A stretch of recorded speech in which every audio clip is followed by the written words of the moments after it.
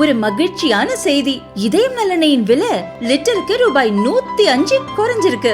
September 2023ல 1 litre இதயம் நல்லெண்ணெயின் அதிகபட்ச விலை ரூபாய் 503. ஆனா இப்ப 1 லிட்டர் இதயம் நல்லெண்ணெயின் விலை ரூபாய் 398 மட்டும்தான் தமிழ்நாட்டுல. அப்ப இனிமே எல்லாரும் இதயம் நல்லெண்ணெய் வாங்கலாம் இல்ல?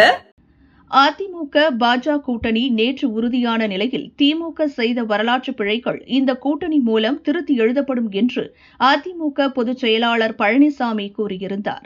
தமிழக நலனுக்கான குறைந்தபட்ச செயல் திட்டம் இருக்கும் என்று மத்திய உள்துறை அமைச்சர் அமித்ஷா அறிவித்து இருந்ததையும் அவர் சுட்டிக்காட்டினார். அதிமுக கூட்டணியை விமர்சித்த முதல்வர் ஸ்டாலின் 2 ரெய்டுகளுக்கு பயந்து அதிமுகவை அடமானம் வைத்து விட்டார்கள். அடுத்து தமிழகத்தை அடமானம் வைக்கப் போகிறார்களா என கேட்டார். குறைந்தபட்ச செயல் திட்டம் என்று சொல்கிறீர்களே, அதில் மாநில உரிமை, மொழியுரிமை, நீட் விலக்கு, தொகுதி மறுவரையறை இடம்பெறுமா? மணிப்பூரில் அமைதியை நிலைநாட்ட முடியாத உள்துறை அமைச்சர் அமைதியான தமிழகத்தை பற்றி பேசலாமா என்று ஸ்டாலின் கேட்டிருந்தார்.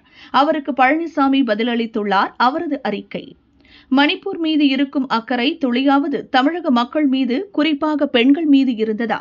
அவர்கள் பாதுகாப்பை குழி தோண்டி புதைத்த ஸ்டாலினுக்கு சட்டம் ஒழுங்கு பற்றி பேச அருகதை இல்லை.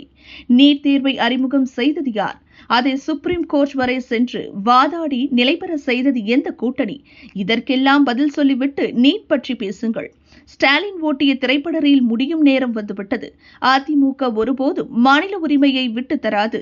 காவிரி உரிமையை பெங்களூருவிலும், முல்லை பெரியாறு அணை உரிமையை திருவனந்தபுரத்திலும் அடகு வைத்த ஸ்டாலின் அதை பற்றி கவலைப்பட வேண்டாம் என்று பழனிசாமி கூறியுள்ளார்.